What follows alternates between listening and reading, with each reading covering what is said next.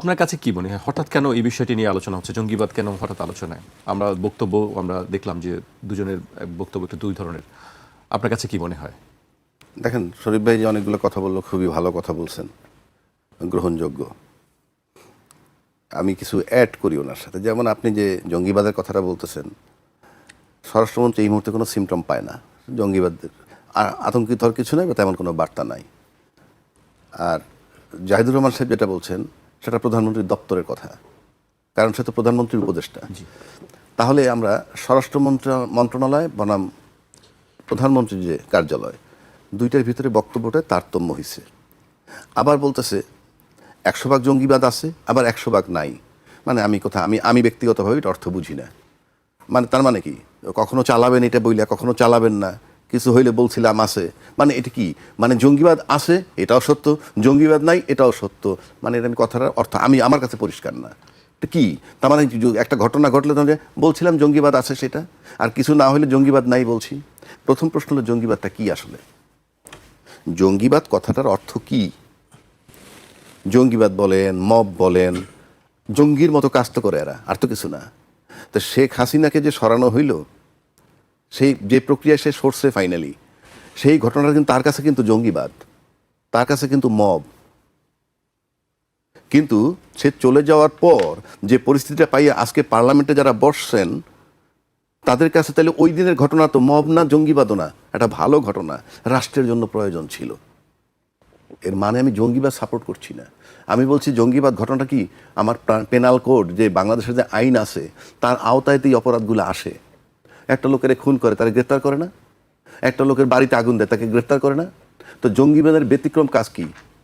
শাহজালাল এয়ারপোর্টে ধ্বংস করে দিবে, এই তো, যেহেতু ওই পুলিশ সতর্কতা পাঠাইছে, ধ্বংস করে দিবে। তো ধ্বংস করে দিবে তো ফৌজদারি অপরাধ ধরলেই তো হয়ে যায়। আপনি এত কিছু জানতেছেন, আপনি সব বার্তা আপনার কাছে আসতেছে, আপনার দেশে ডিজিএফআই আছে, এনএসআই আছে, সিআইডি আছে, এসবি আছে, র্যাব আছে, সবই তো আছে, বিজিবি আছে, প্রত্যেকের গোয়েন্দাও আছে। আমরা তো এয়ারপোর্টে যাই, আমরা তো দেখি যে কিভাবে তারা ওয়াচ করে। কোনো কোনো সময় বাংলাদেশে এমন হয় যে যে পরিমাণ ফ্লাইট, যে পরিমাণ প্যাসেঞ্জার, তার চেয়ে গোয়েন্দা বেশি। আমি আপনাকে বলছি, এয়ারপোর্টে ডিজিএফআইয়ের গোয়েন্দা আছে, এনএসআইয়ের গোয়েন্দা আছে, র্যাবের গোয়েন্দা আছে, পুলিশের এসবি আছে, আবার এসবির গোয়েন্দা আছে, তারপরে সিআইডির গোয়েন্দা আছে, কাস্টম গোয়েন্দা আছে, সিভিল এভিয়েশন নিজস্ব গোয়েন্দা আছে। আপনি সব ক্যালকুলেট করে জরিপ করে 7 দিন যদি জরিপ করেন, তাহলে দেখবেন প্যাসেঞ্জার যদি 5,000 যায় থাকে, গোয়েন্দা ডিউটি করছে 7,000। আমি কেন বলছি ইয়েস আমরা তৎপর? এই শব্দগুলো কি? জঙ্গিবাদ শব্দটা আসলে কি? জঙ্গিবাদের সাথে সন্ত্রাসের সম্পর্ক আছে, জঙ্গিবাদের সাথে অস্ত্রের সম্পর্ক আছে, জঙ্গিবাদের সাথে মাদকের সম্পর্ক আছে। এখন অস্ত্রের ট্রানজ্যাকশন, সেখানে পয়সার ট্রানজ্যাকশন, মাদকের ট্রানজ্যাকশন, সেখানে পয়সার ট্রানজ্যাকশন। এই উৎসগুলো বন্ধ হচ্ছে না কেন? আপনি দেখেন শহরের ভিতর দিয়ে, গ্রামের ভিতর দিয়ে, বা দেশটার ভিতর দিয়ে নানান জঙ্গিবাদ ধরে তার অস্ত্রশুদ্ধের ধরা হয়।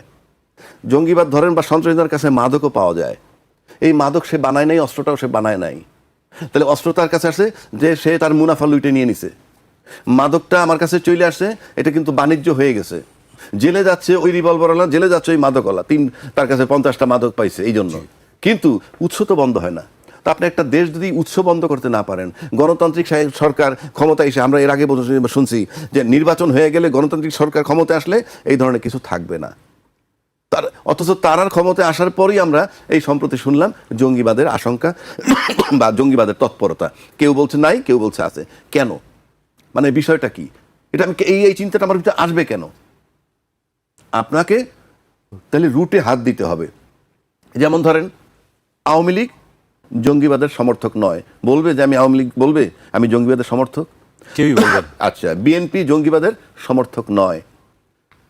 বিএনপি ক্ষমতায় ছিল 10 বছর, 3বার প্রাইম মিনিস্টার হলো। বিএনপি বলতে আমি বেগম খালেদা জিয়ার টার্মটা যদি ধরি, শেখ হাসিনা ছিল 20 বছর, এরশাদের পরে 30 বছর এরা ক্ষমতায়।